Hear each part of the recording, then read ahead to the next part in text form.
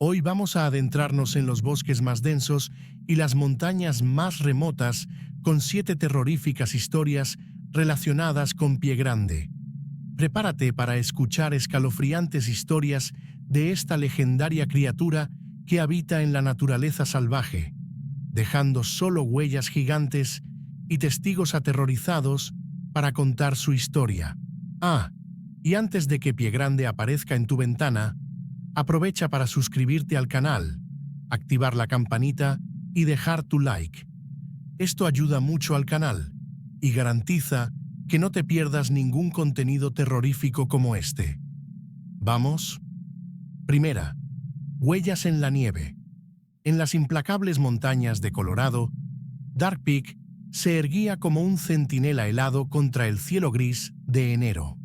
El equipo de rescate alpino del condado de Summit había sido movilizado tras la desaparición de 3 escaladores experimentados, Marcus Chen, Ellie Donovan y Trevor Walsh, que no regresaron de una escalada prevista de 2 días. Jack Harmon, jefe del equipo de rescate y veterano con 20 años de experiencia en la montaña, estudiaba el mapa mientras el helicóptero sobrevolaba la zona. A su lado estaban Maya Rodríguez, médico de urgencias, Derek Collins, especialista en avalanchas, y Sam Wilson, el más joven del grupo, en su segundo año con el equipo. La última transmisión de radio procedía de esta zona, explicó Jack, señalando un cañón remoto. Mencionaron que se acercaba una tormenta y que buscarían refugio. Después de eso, silencio. El helicóptero no podía aterrizar debido a lo escarpado del terreno, así que el equipo fue dejado a 2 kilómetros del último punto de contacto conocido. La temperatura era de menos 15 grados Celsius y la previsión indicaba que se aproximaba otra tormenta en 24 horas. Tenemos que encontrarlos antes de que llegue el próximo frente, dijo Jack, ajustándose el equipo. Después de 3 horas de ardua caminata en la nieve profunda, Sam vio algo inusual. «Jack, tienes que ver esto», gritó señalando el suelo. Una línea de huellas cruzaba la pendiente. No eran huellas humanas, ni de ningún animal conocido en la zona. Medían unos 50 centímetros de largo, con 5 dedos distintos y una profundidad que sugería un peso considerable. «¿Oso?», sugirió Maya, aunque su tono indicaba que ni siquiera ella se lo creía. Derek negó con la cabeza. «Los osos están hibernando ahora, y esas no son huellas de oso. Parecen casi humanas, solo que gigantes».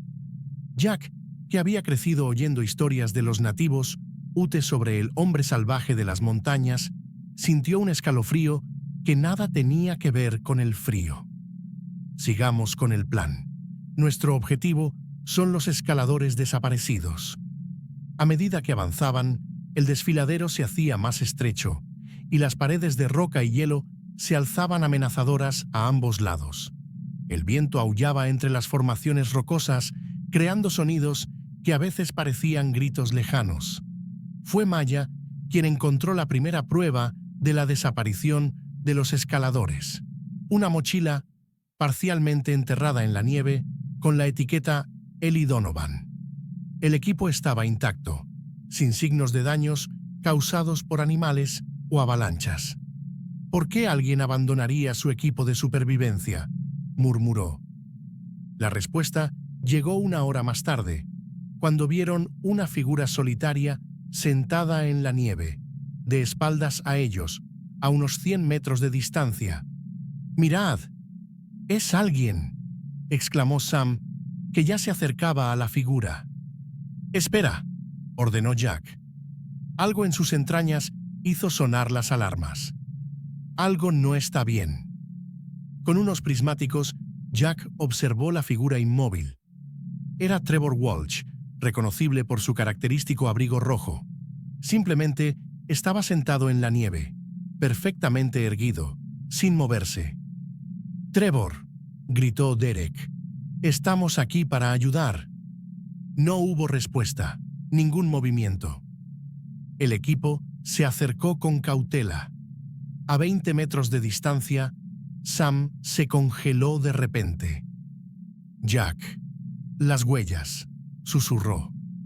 Las enormes huellas que habían visto antes rodeaban completamente la zona donde Trevor estaba sentado, algunas tan frescas que aún no habían sido rellenadas por la nieve que caía ligeramente.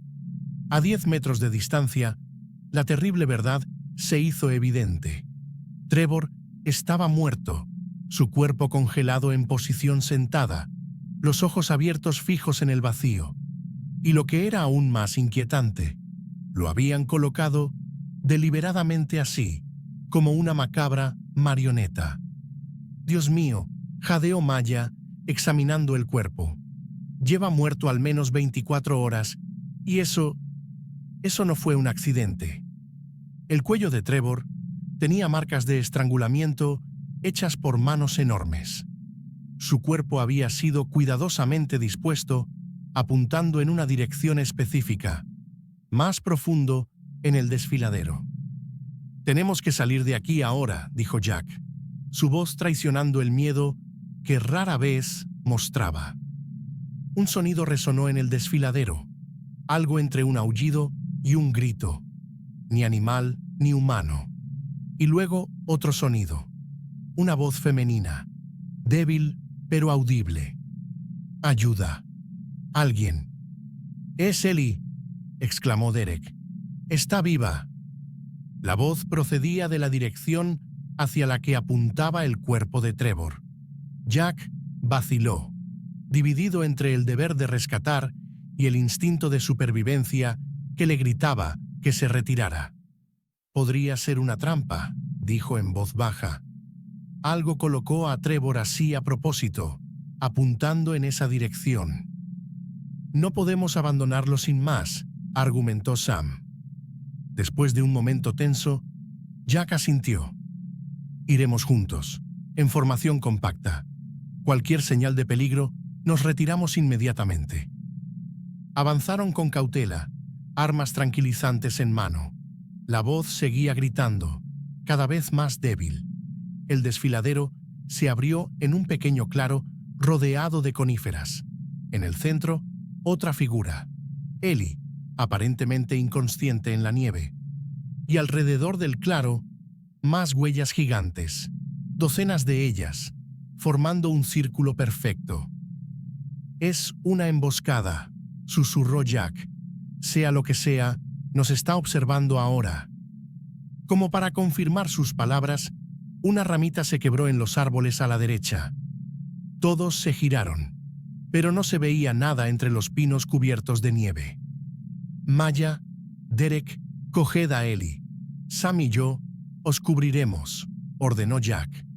Mientras Maya y Derek se apresuraban a alcanzar a Ellie, Jack vio algo que le heló la sangre. La voz seguía llamando, pero los labios de Ellie no se movían.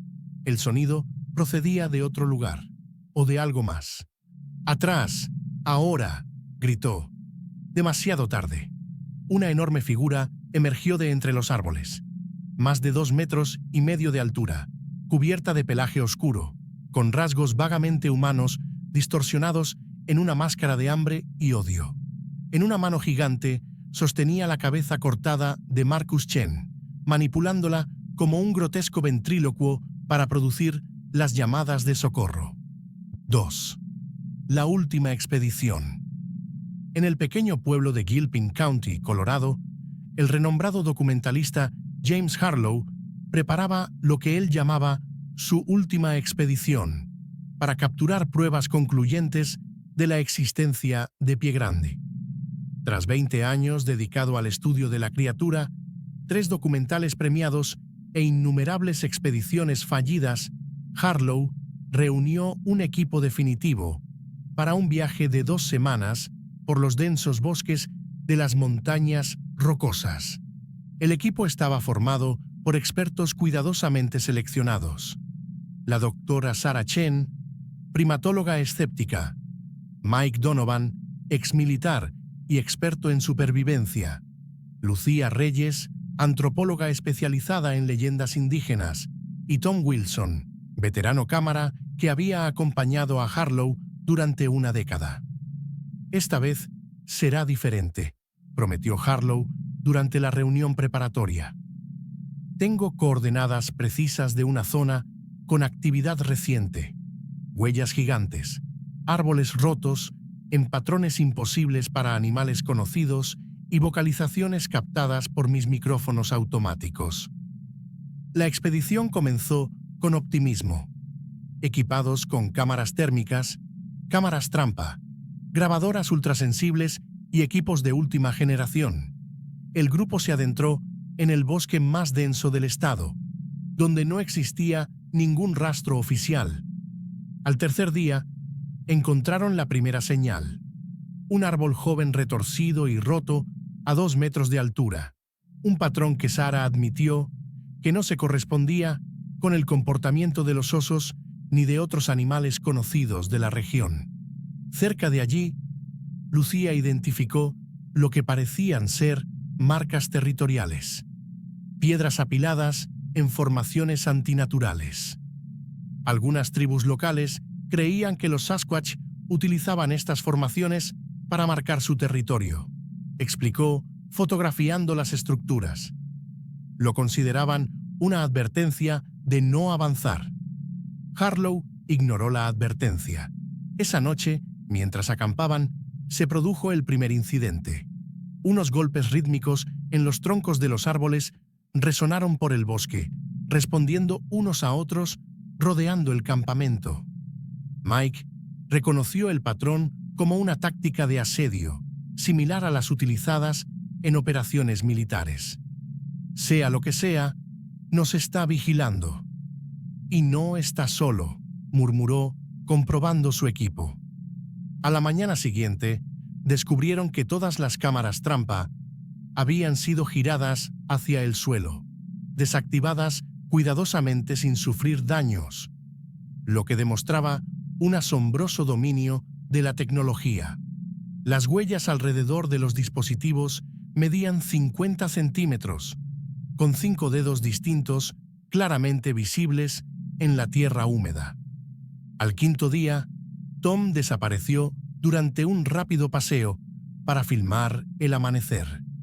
La frenética búsqueda terminó cuando encontraron su cámara colgada de una rama alta, con el objetivo apuntando directamente al camino que probablemente seguiría el equipo, como si quisiera advertirles.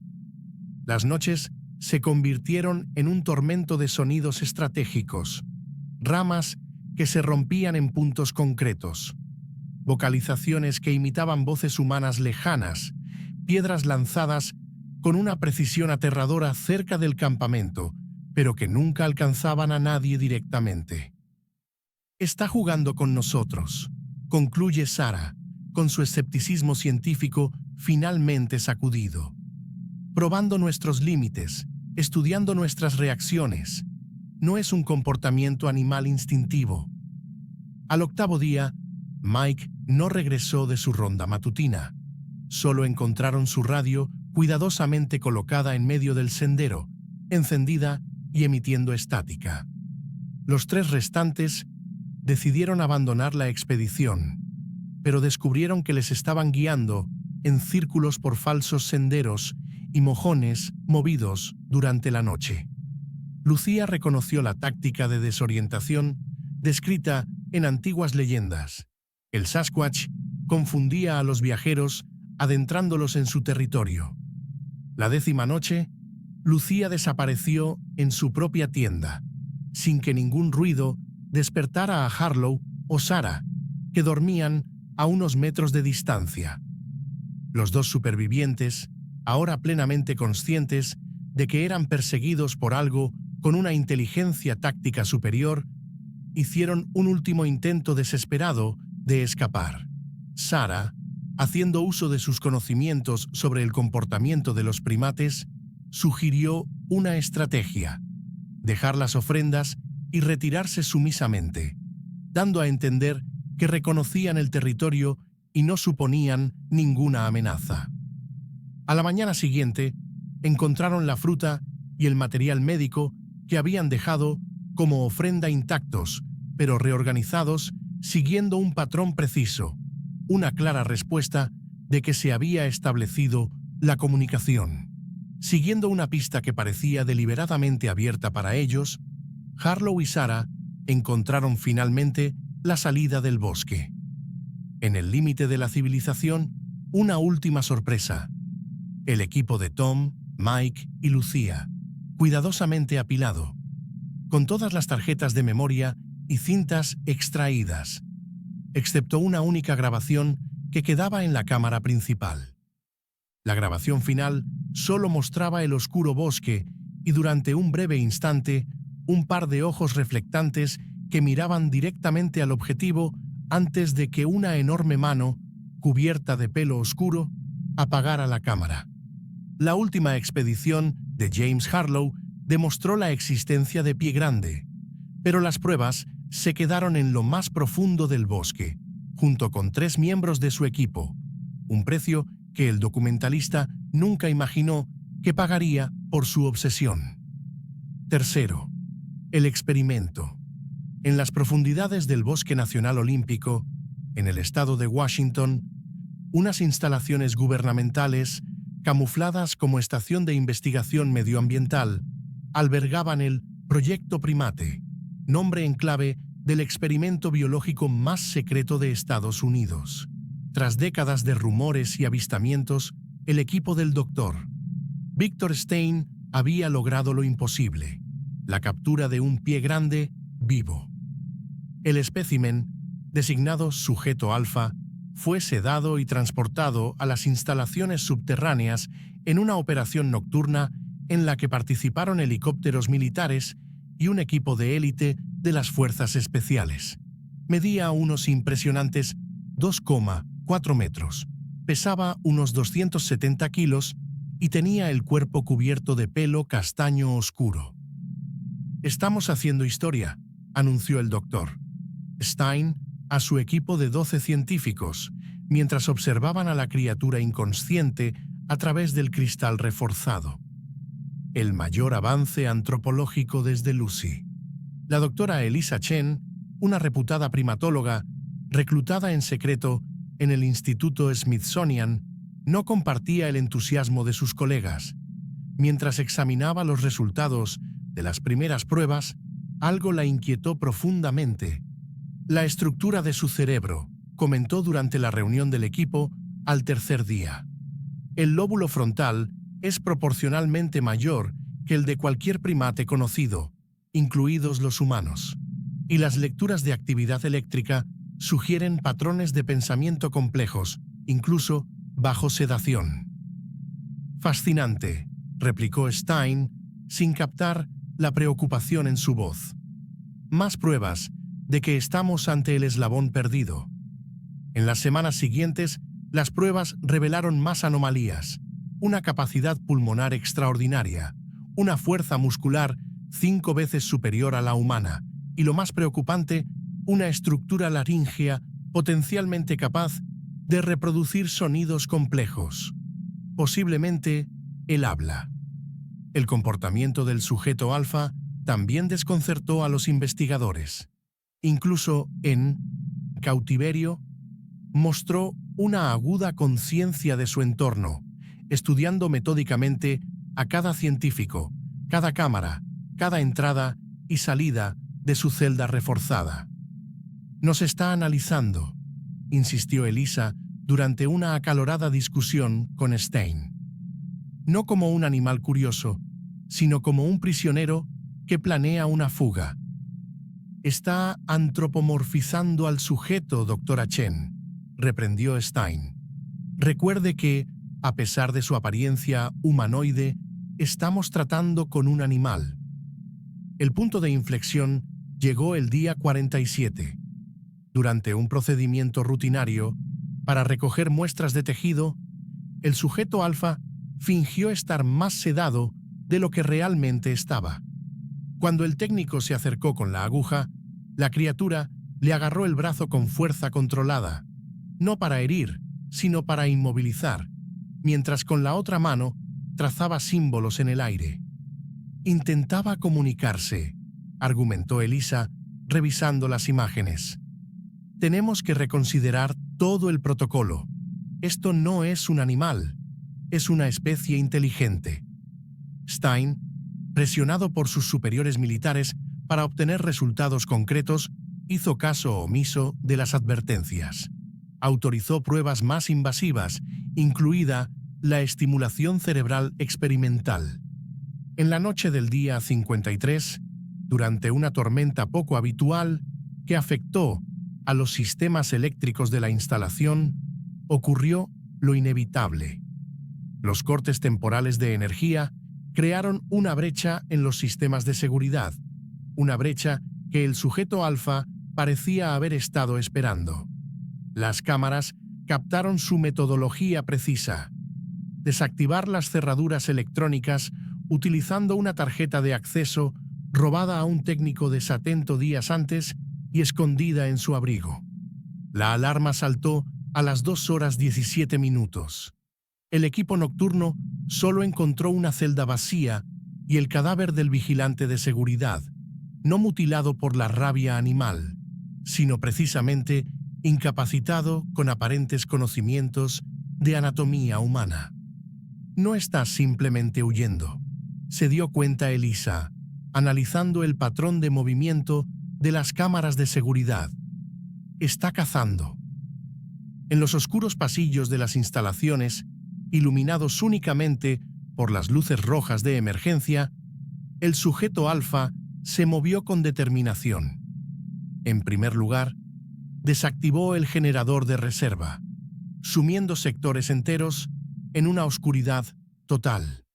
Después, bloqueó estratégicamente las salidas, convirtiendo la instalación en un laberinto mortal.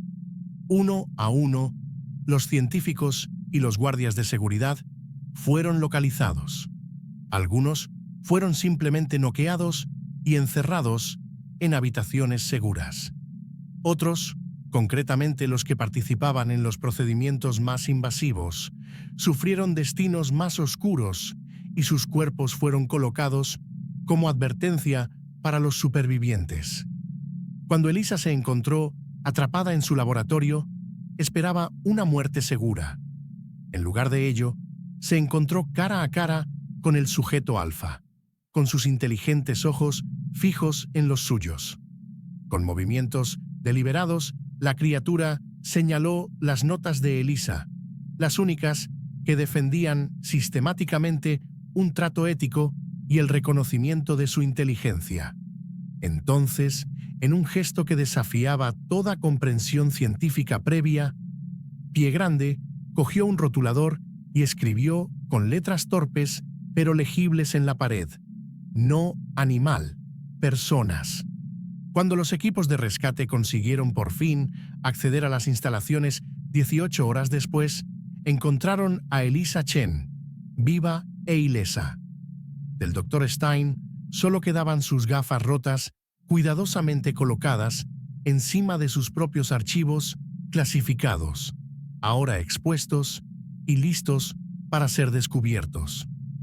El sujeto alfa había desaparecido, llevándose consigo muestras de ADN, archivos de investigación y, lo que era más preocupante, conocimientos detallados sobre quienes lo habían capturado y sobre la tecnología humana. En las semanas siguientes, los informes sobre avistamientos de Piegrande cesaron por completo en la región, pero en su lugar aparecieron inquietantes informes de figuras altas y peludas que vigilaban las casas de los científicos del gobierno, a veces dejando símbolos incomprensibles grabados en los árboles cercanos, mensajes silenciosos de una inteligencia que la humanidad había subestimado fatalmente. ¿Qué pasa, chicos? Las historias de Piegrande son escalofriantes hasta ahora, ¿verdad? Si te están gustando estos cuentos espeluznantes, ¿qué tal si te tomas un descanso y te suscribes al canal? Solo tienes que hacer clic en el botón de suscripción de abajo y deja también un me gusta. Realmente ayuda a que el canal crezca y me motiva a seguir trayéndote más contenido terrorífico como este. Ahora, volvamos a nuestras historias de pie grande, ¿de acuerdo? Todavía queda mucho terror forestal por delante. 4. Susurros en el bosque. En los densos bosques del norte de Washington, el pequeño pueblo de Pine Hollow apenas aparecía en los mapas. La familia Mercer, David, profesor de biología, su esposa Karen, enfermera, y su hija Lily, de 16 años, se había mudado a una cabaña aislada en la linde del bosque, buscando empezar de nuevo tras la muerte de su hijo menor, Michael, en un accidente el año anterior. «Es perfecto», dijo Karen, tratando de sonar optimista mientras descargaban el cambio. Aire fresco, naturaleza, un lugar para curarse. Lily observó la hilera de densos árboles con aprensión. Desde el accidente se había vuelto retraída y había abandonado a sus amigos y aficiones. Sus padres esperaban que la tranquilidad del entorno la ayudara a recuperarse. La primera noche, Lily se despertó al oír ruidos procedentes del bosque. No los habituales ruidos de animales, sino algo que sonaba casi como palabras susurradas en un idioma desconocido. En la linde del bosque, vio movimiento, algo grande y oscuro que se movía entre los árboles, observando la casa. Durante las semanas siguientes, Lily empezó a explorar el bosque durante el día. En sus paseos, encontró señales extrañas, árboles doblados en patrones imposibles, enormes huellas parcialmente borradas por la lluvia y pequeños montones de piedras organizadas en formaciones que parecían deliberadas. Durante una visita a la tienda de comestibles local, Lily escuchó conversaciones susurradas sobre el guardián del bosque, una criatura que los lugareños evitaban mencionar directamente. «No te adentres demasiado en el bosque, querida», le aconsejó la anciana señora Jenkins, especialmente cerca del Arroyo del Norte. Esa zona le ha pertenecido durante generaciones. «¿A quién?», preguntó Lily. «Algunos lo llaman Sasquatch. Otros tienen nombres diferentes. Los nativos Salish que vivían aquí lo llamaban el Protector. Dicen que protege los bosques y a quienes respeta». Aquella noche, Lily dejó la ventana abierta y colocó una manzana y un libro de poesía en la mesa cercana, una ofrenda instintiva.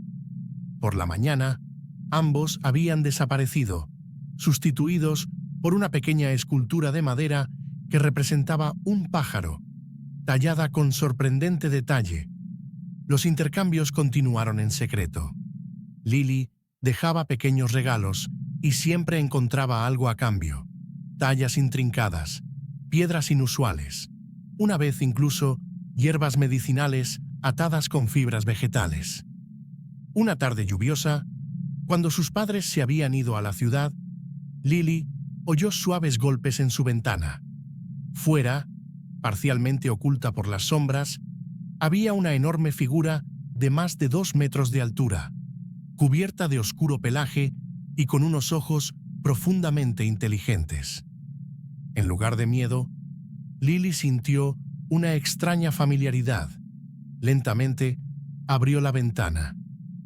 «Me has estado observando», dijo en voz baja. La criatura no habló, pero hizo un gesto con unas manos sorprendentemente delicadas para su tamaño. Señaló un dibujo de Michael que Lily había dejado unos días antes.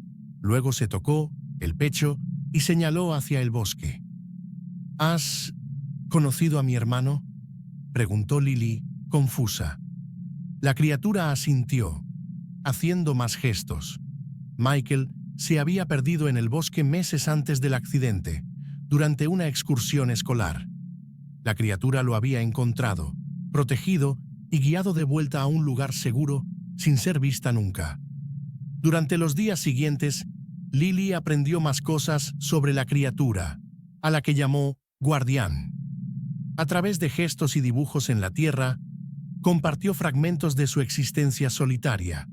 el último de su especie en aquella región, que había observado a los humanos durante generaciones. La conexión entre ellos creció, basada en una comprensión mutua de la pérdida y el aislamiento. El guardián había perdido a su familia a manos de cazadores hacía décadas. Lily había perdido a su hermano. Mientras tanto, empezaron a aparecer extraños en Pine Hollow, hombres con equipos sofisticados que hacían preguntas sobre avistamientos inusuales. David mencionó durante la cena que los investigadores estaban investigando los informes de actividad de Pie Grande en la zona. Al parecer, alguien ha captado imágenes prometedoras, explicó. Están planeando una expedición para las próximas semanas. Lily sintió un miedo glacial. Esa noche, advirtió al guardián del peligro inminente. Él pareció comprenderlo, pero en lugar de huir, la invitó a seguirle adentrándose en el bosque. Vacilante pero confiada, Lily dejó una nota para sus padres y siguió a la criatura a través de la oscuridad. Tras horas de marcha, llegaron a una cueva oculta. En su interior, Lily se maravilló. Las paredes estaban cubiertas de pinturas antiguas que mostraban la coexistencia de humanos y criaturas parecidas a los guardianes. En el centro de la cueva, una sorpresa aún mayor. Otros 3 seres similares a los guardianes, más pequeños y jóvenes. Su familia, a la que Lily había dado por muerta. El guardián había perpetuado esta creencia para protegerlos. Cuando llegó la mañana, Lily se dio cuenta de que la habían traído no solo para conocer este secreto, sino para ayudar. El guardián sabía que los investigadores acabarían encontrando pruebas. Su única esperanza era alguien que pudiera mediar entre los mundos. Al volver a casa, Lily encontró a sus padres frenéticos de preocupación. Tras la confusión inicial, tomó una decisión. Les contaría todo. Para su sorpresa, David escuchó con auténtico interés científico. «Si lo que dices es cierto», dijo pensativo, «entonces no estamos tratando con animales desconocidos, sino con una especie inteligente». La familia Mercer se convirtió en un improbable puente entre 2 mundos, y Lily, que había llegado a Pine Hollow, rota por la pérdida, encontró un propósito inesperado como guardiana de un antiguo secreto, nacido de susurros en el bosque, que solo ella había sido lo bastante valiente para responder. 5. La tribu perdida.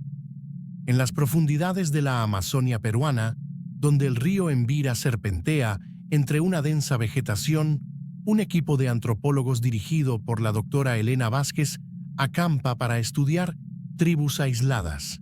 La expedición, financiada por la Universidad de Lima, pretendía documentar las prácticas culturales de pueblos que tenían poco o ningún contacto con el mundo exterior.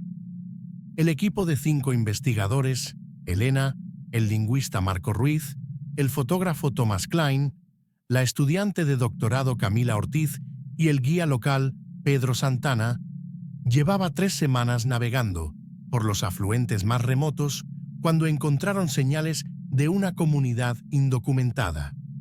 «Estas marcas no se parecen a nada que haya visto», comentó Pedro, señalando símbolos tallados en los árboles. «Parecen advertencias». Tras 2 días siguiendo las marcas, el equipo encontró un pequeño poblado de unas 50 personas. Sorprendentemente, los nativos no mostraban miedo, sino una cautela calculada. Con la ayuda de Pedro, que conocía los dialectos regionales, Elena consiguió establecer una comunicación básica. La tribu, que se autodenominaba Hijos de la Sombra Verde, vivía aislada por elección propia. Su aldea estaba organizada en torno a una estructura central que parecía un templo rudimentario. En su interior, estatuas de madera representaban figuras altas y peludas con rasgos humanoides.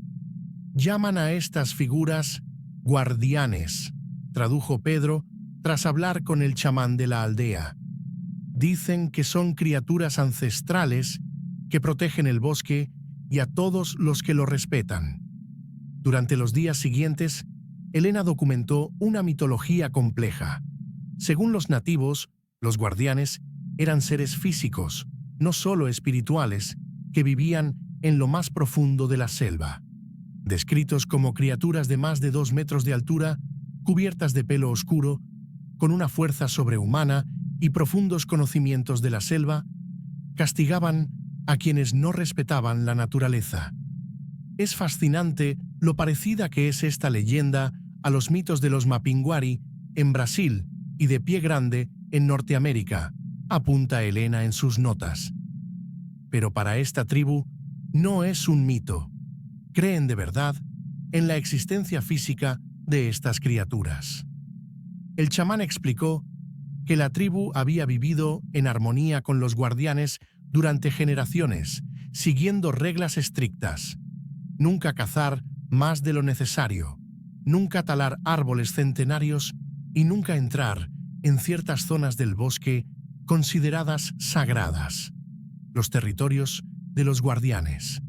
Thomas, el fotógrafo, se mostró especialmente escéptico.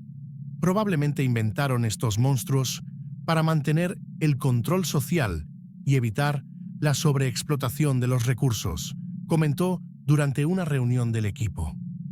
La mañana del 6º día, el chamán invitó a los investigadores a una ceremonia de bienvenida. Durante el ritual, señaló una montaña lejana, visible por encima de las copas de los árboles. Esa es la morada sagrada de los guardianes, tradujo Pedro. Nadie de la tribu se acerca nunca a ese lugar. Thomas vio una oportunidad. Tenemos que investigar esa zona, insistió.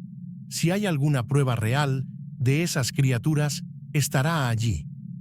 Elena dudó. Sería faltar al respeto a sus creencias.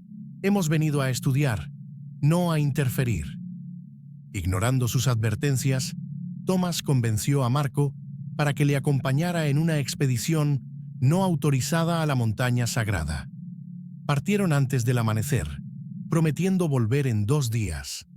Pasaron 3 días sin rastro de los 2 investigadores. El ambiente en la aldea cambió drásticamente. Los nativos evitaban a los visitantes que quedaban y realizaban constantes rituales. Pedro tradujo sus murmullos preocupados. Dicen que han despertado a los guardianes. La 4ª noche, unos gritos resonaron en el bosque. Elena, Camila y Pedro encontraron a Marco tambaleándose en el campamento, herido y en estado de shock. Thomas había desaparecido. Algo nos siguió desde la montaña, balbuceó Marco entre ataques de temblor. No era humano. Thomas tomó fotos de pinturas rupestres en una cueva. Luego oímos ruidos, como de árboles rompiéndose. Thomas desapareció mientras yo dormía. Esa noche, el equipo decidió abandonar la aldea inmediatamente. El chamán les ofreció guías para escoltarles hasta el río, insistiendo en que se marcharan antes del anochecer. Durante el apresurado viaje a través de la selva, Elena advirtió señales inquietantes, árboles rotos a alturas imposibles para animales conocidos, enormes huellas parcialmente visibles en el barro y un olor almizclado que Pedro identificó como el olor del miedo. Cuando llegaron al barco, encontraron la cámara de Thomas cuidadosamente colocada en el centro de la embarcación. Las fotos mostraban antiguas pinturas rupestres en las que aparecían humanos ofreciendo regalos a criaturas altas y peludas. Las últimas imágenes, borrosas y oscuras, sugerían algo enorme moviéndose entre los árboles. Cuando el barco se alejó, Elena miró hacia el bosque y por un momento juró que veía unos ojos que les observaban desde la densa vegetación, unos ojos demasiado altos para pertenecer a nadie. Meses después, en su oficina de Lima, Elena recibió una pequeña caja de madera tallada con los mismos símbolos que habían visto la primera vez. Dentro estaba el reloj de Thomas, junto con semillas nativas y una pequeña escultura de madera que representaba a un guardián. Una advertencia o una ofrenda de paz nunca lo sabría con certeza. La expedición oficial se registró como no concluyente, debido a la pérdida accidental de un miembro del equipo. Las fotos de la cámara de Thomas se corrompieron inexplicablemente al analizarlas, y Elena nunca regresó al Amazonas, llevándose consigo el conocimiento de que algunas tribus permanecen aisladas no solo del mundo moderno, sino también protegidas por guardianes que quizá no sean solo leyendas. 6. La maldición del leñador.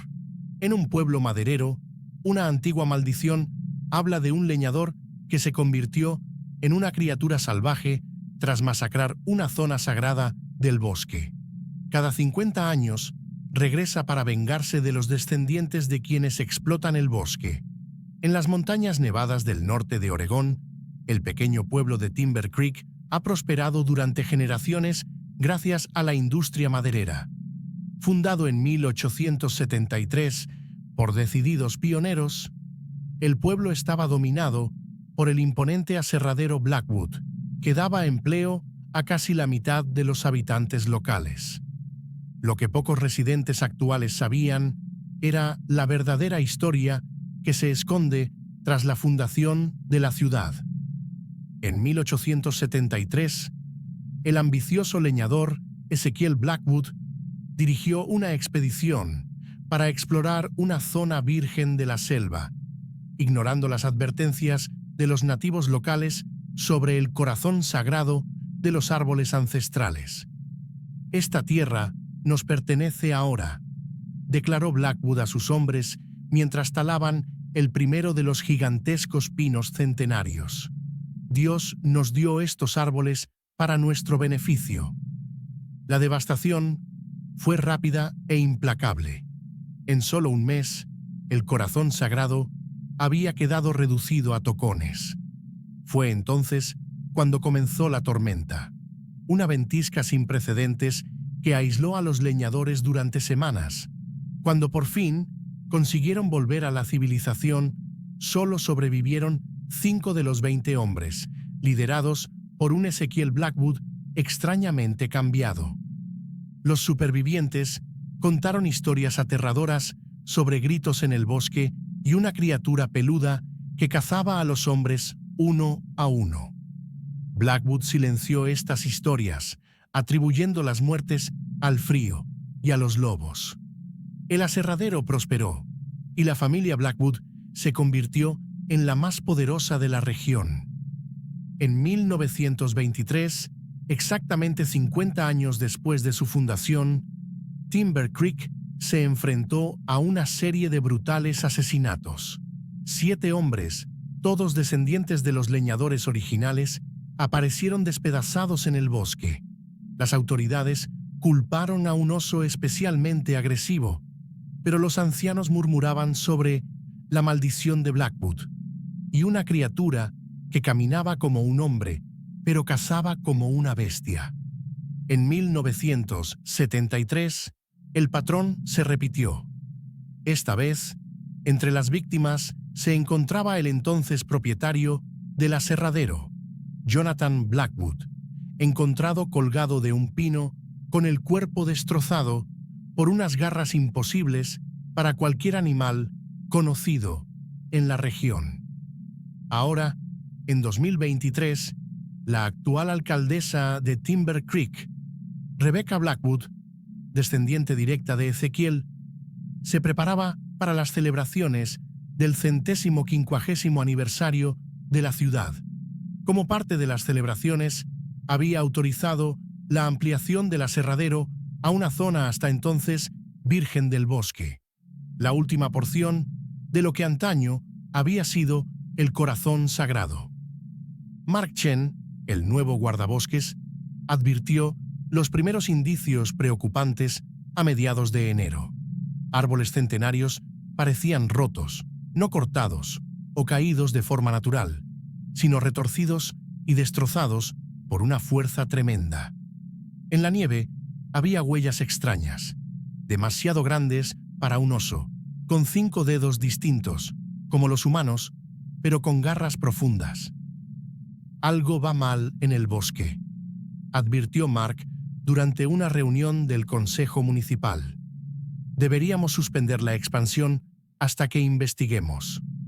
Rebecca Blackwood desestimó sus preocupaciones. Mi familia construyó este pueblo, y no serán las supersticiones las que detengan nuestro progreso. Cuando desaparecieron los primeros leñadores, la comunidad se puso en alerta. 2 hombres simplemente no volvieron de su turno. Los equipos de búsqueda solo encontraron su equipo y manchas de sangre en la nieve.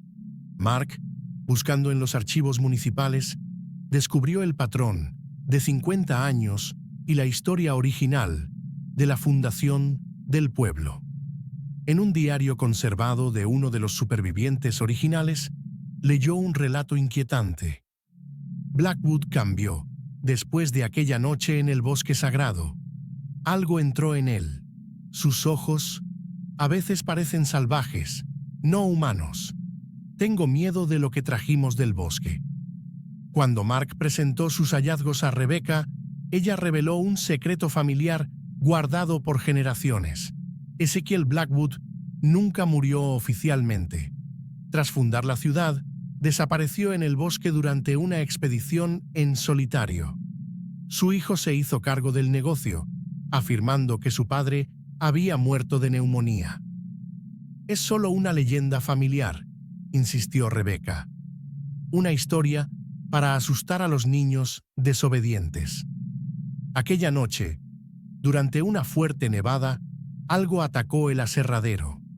Los pocos trabajadores del turno de noche describieron a una criatura de más de 2 metros de altura, cubierta de pelo oscuro, mezclado con lo que parecían trozos de ropa de leñador descompuesta, que se movía a una velocidad imposible y rugía con una voz casi humana.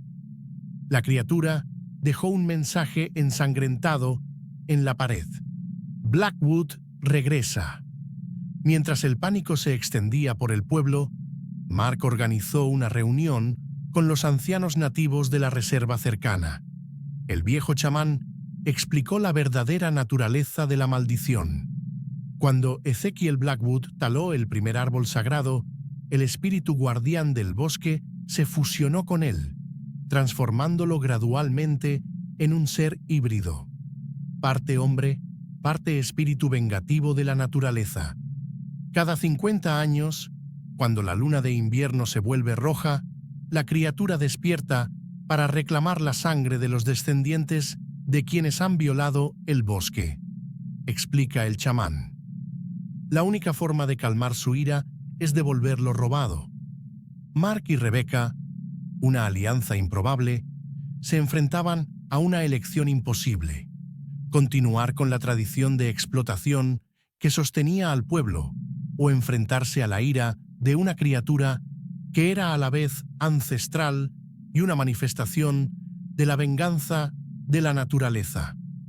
A medida que la nevada aumentaba y la luna roja se alzaba sobre el horizonte, unas sombras alargadas se movían entre los árboles en dirección al pueblo. La maldición del leñador había regresado para cobrarse su deuda de siglos, y esta vez ningún muro ni arma podría detener la furia primordial de un bosque que nunca olvida. 7. Transmisión interrumpida. En los densos bosques de Hokkaido, Japón, el aventurero e influencer digital Kenji Tanaka se había labrado una lucrativa carrera con su canal Cazador de Leyendas, especializado en explorar lugares asociados a criaturas populares japonesas. Kenji había centrado recientemente su atención en el Hibagón, la versión japonesa del pie grande, supuestamente avistado en las remotas montañas de la isla. Esta noche vamos a hacer historia, anunció Kenji a sus 1.8 millones de seguidores mientras ajustaba su cámara en el oscuro bosque. La emisión en directo había comenzado hacía 20 minutos y ya estaba batiendo récords de audiencia. Estamos en la zona donde 3 montañeros han informado de encuentros con el gibagón en el último mes. Equipado con cámaras térmicas, cámaras trampa y micrófonos ultrasensibles, Kenji avanzaba con confianza a través de la densa vegetación. Su ayudante, Takeshi, había permanecido en el pueblo cercano, monitorizando la transmisión y coordinándose con el equipo técnico. ¿Has oído eso?, susurró Kenji, deteniéndose bruscamente.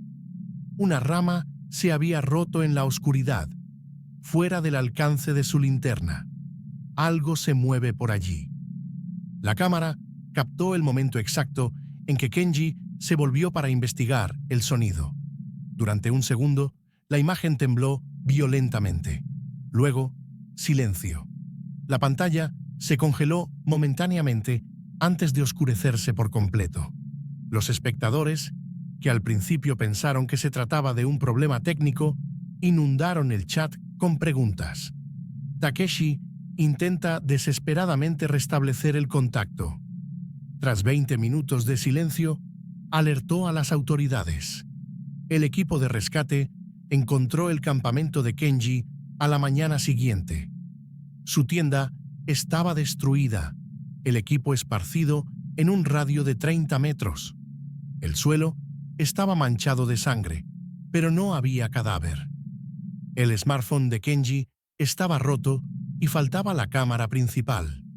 Solo quedaba intacta una cámara trampa, aunque le habían quitado la tarjeta de memoria. La búsqueda continuó durante 15 días antes de suspenderse oficialmente. El caso se convirtió en una sensación nacional, con teorías que iban desde el ataque de un animal hasta un elaborado truco publicitario. Poco a poco, como tantas otras historias virales, la desaparición de Kenji Tanaka fue cayendo en el olvido. Exactamente un año después, apareció un video anónimo en un oscuro foro dedicado a la criptozoología. La grabación, realizada con la cámara desaparecida de Kenji, mostraba al influencer atado a un árbol, visiblemente herido, pero consciente. Más inquietante aún, la cámara estaba siendo manejada por algo parcialmente visible en las sombras. Una figura de gran tamaño, cubierta de pelo oscuro, con unas manos sorprendentemente ágiles que manipulaban los controles. El vídeo termina abruptamente a los 37 segundos. 3 días después, apareció un segundo vídeo en el mismo foro. Esta vez, Kenji estaba en una cueva oscura, más delgado, con la barba crecida y los ojos febriles por el miedo. La criatura aparecía ahora brevemente en el encuadre, moviéndose con una desconcertante mezcla de gestos animales y precisión humana. Los expertos en fauna salvaje estaban desconcertados. Ningún primate conocido demuestra este nivel de comprensión tecnológica, afirma el doctor Hiroshi Yamamoto, de la Universidad de Tokio. Si es auténtico, estamos observando un comportamiento completamente inédito. En las semanas siguientes, se publicaron 5 vídeos más a intervalos irregulares. Cada uno de ellos mostraba a Kenji en un estado progresivamente más débil. En el cuarto vídeo, se podía ver a la criatura imitando los gestos y frases característicos que Kenji utilizaba en sus emisiones, como una macabra parodia. El último vídeo, publicado exactamente 40 días después del primero, mostraba la cámara colocada estratégicamente sobre una roca. La criatura arrastraba lo que parecía ser el cuerpo inerte de Kenji fuera del encuadre. Al cabo de unos minutos, regresó por su propio pie, se sentó justo delante del objetivo y con movimientos deliberados apagó la grabación utilizando los mismos comandos que Kenji. Las autoridades japonesas nunca pudieron rastrear el origen de los postes, Los análisis forenses confirmaron la autenticidad de los vídeos, descartando la manipulación digital. La familia de Kenji ofreció una cuantiosa recompensa por información, mientras los criptozoólogos debatían las inquietantes implicaciones. Una criatura no solo capaz de capturar humanos, sino de aprender, imitar y utilizar la tecnología. El caso inspiró una oleada de cazadores de Ibagón aficionados, a pesar de las advertencias oficiales. 2 de estos aventureros desaparecieron 6 meses después en la misma región. Sus cámaras fueron encontradas cuidadosamente apiladas en el camino, sin las tarjetas de memoria. En las montañas de Hokkaido, los guardas forestales prohíben ahora las emisiones en directo en determinadas zonas. De vez en cuando, las cámaras de los senderos captan imágenes borrosas de algo grande moviéndose entre los árboles, siempre fuera de su alcance, siempre observando y quizás aprendiendo. Y así llegamos al final de nuestras 7 historias de terror relacionadas con Pie Grande. ¿Qué te han parecido? ¿Qué historia te ha puesto la piel de gallina? Dime en los comentarios cuál es tu favorita. Si te ha gustado esta inmersión en el terrorífico mundo de Pie Grande, no olvides dejar un like. Ayuda mucho a que el canal crezca y me motiva a seguir ofreciéndote más contenido terrorífico como este. Y si aún no estás suscrito, aprovecha para suscribirte ahora y activar la campanita.